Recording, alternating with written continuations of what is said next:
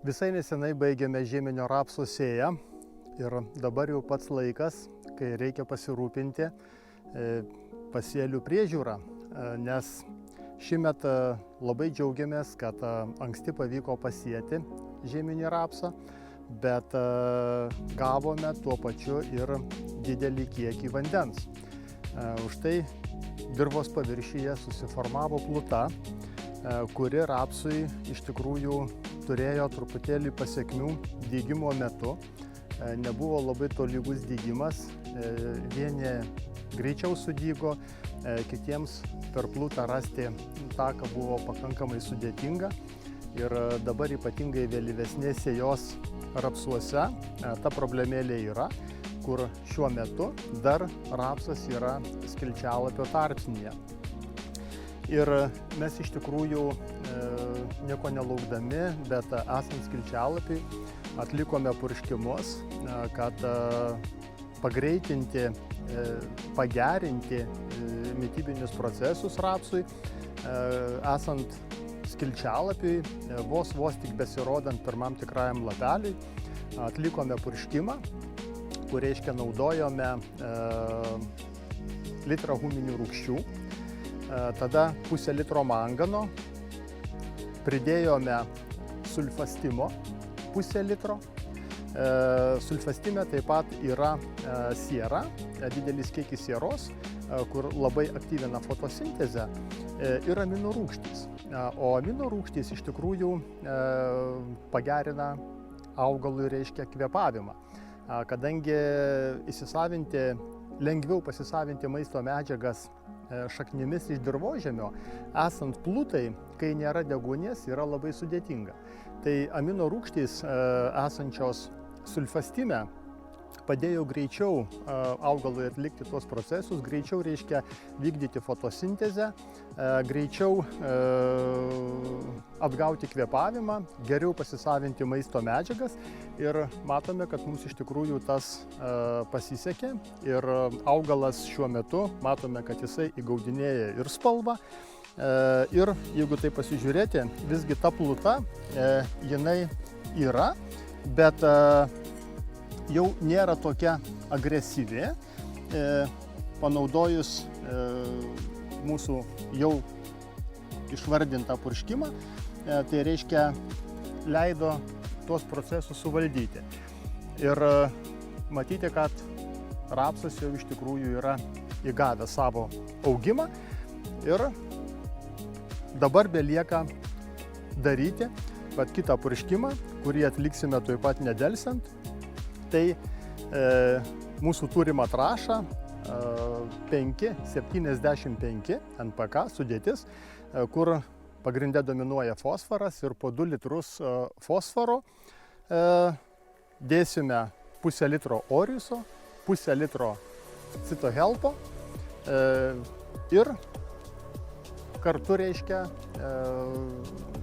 atlikus šitą purškimą padarysime pristabdymą, kad jisai, reiškia, stipriai nebeaugtų į viršų, o kaklelį pritempinėtų kiek įmanoma, reiškia, prie dirvos paviršiaus, nes jis šiek tiek, matyti šiuo metu, kad yra šiek tiek toks lapatuojantis, pabėgęs, bet mums buvo labai svarbu, kad jisai tiesiog pradėtų mitybinius procesus. Dėl plutos, susidariusios plutos, ko jis negalėjo aplamai daryti. Tai dabar jau po atsigavimo tas purškimas bus iš tikrųjų labai svarbus ir reikalingas. Šiuo metu atliekame žieminių kviečių sėją. Šįmet taip gavosi, kad sėją pradėjome labai anksti, nes labai palankus tam oras. Prieš tai gausiai palijo, žemė labai gerai dirbasi ir čia buvęs rapsas, geras priesėlis. Matome, kad dirvožemyje yra šiuo metu tikrai drėgmės ir sėklą padedame drėgnai. Tai kadangi tai yra rugsėjo tik 8 diena, tai sėklos normą šiuo metu sėjame 320 vienetų į kvadratinį metrą, nes yra daug drėgmės, pasideda sėklytė į drėgmę ir tikimės, kad bus greitas sudėgymas.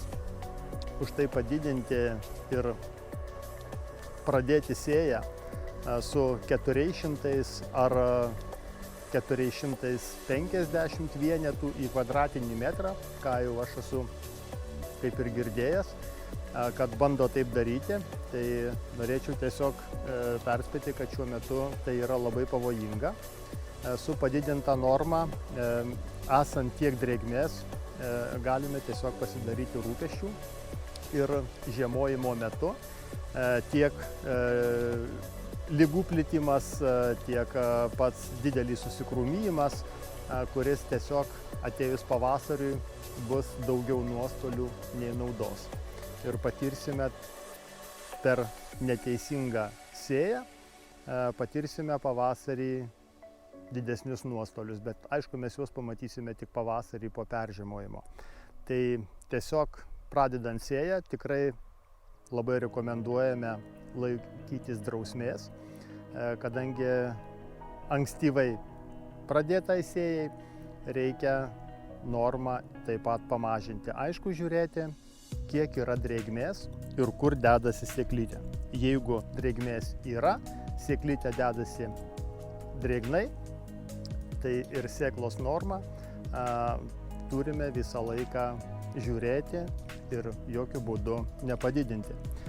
Kitas momentas, kuris yra labai svarbus kviečių auginime, tai turint ilgus, kaip pastaraisiais metais, ilgus rudenis, reikia iš tikrųjų labai laiku atlikti priežiūrą nuo piktžolių.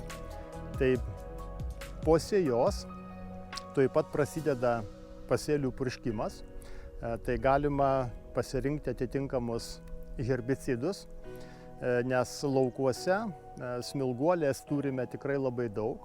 Netgi girdisi smilguolės išsivystęs atsparumas ir jinai jau sunkiai yra paimama ir daro tikrai daug žalos. Mes atliekame tręšimus, mes atliekame priežiūrą, bet jos didelis išplitimas iš rudens stipriai mažina pasėlių potencialą, atima trąšas, tai atima maistą, neleidžia krūmytis augalui taip, kaip jis turėtų.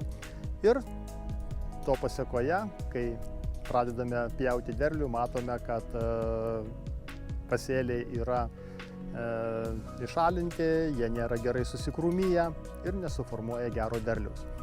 Todėl reikia pasirūpinti ir pasėlių apsauga, tai naudoti produktus.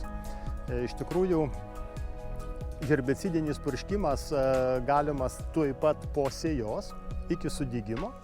Tai pasirinkti, tarkim, prosulfokarbą, bokseris, roksi, plus diflonilo 0,2 diflufenikano veiklios medžiagos. Tai būtų pirmieji purškimai prieš sudygimą. Jeigu sudygsta, tą normą turime didinti ir jau ne 3, o jau turėtume padidinti iki 4 litrų prosulfokarbo ant sudygusių kviečių. Arba yra kiti purškimai, tiesiog renkantis flufeneceto veiklią medžiagą, tai yra komplito veiklioji medžiaga arba kitų produktų.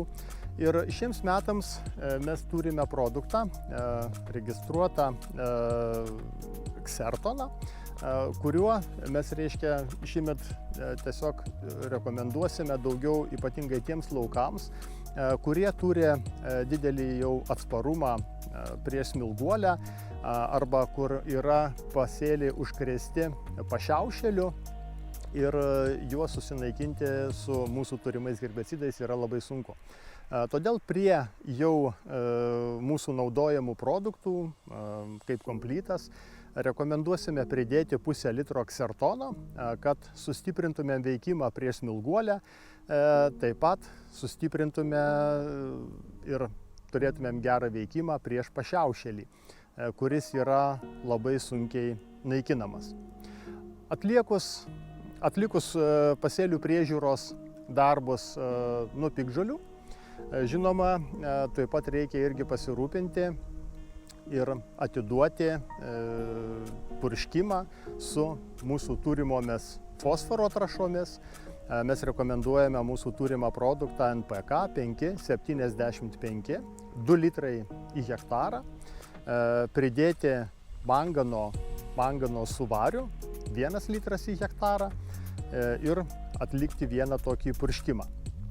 Tai jis iš tikrųjų labai stipriai paaktyvina šaknies augimą, kadangi pagal esamą situaciją trąšų iš tikrųjų naudojame mažiau dėl jų brangumo ir tas purškimas papildomas, reiškia, per lapus, jis labai stipriai padeda augalui krūmytis, suformuoti galingesnį krūmyjimosi mazgą, stipresnį ir, žinoma, tvirtesnis augalas, geriau paruoštas iš rudens, jis geriau žiemoja ir, žinoma, pavasarį jau lengviau dirbti yra su tokiais laukais.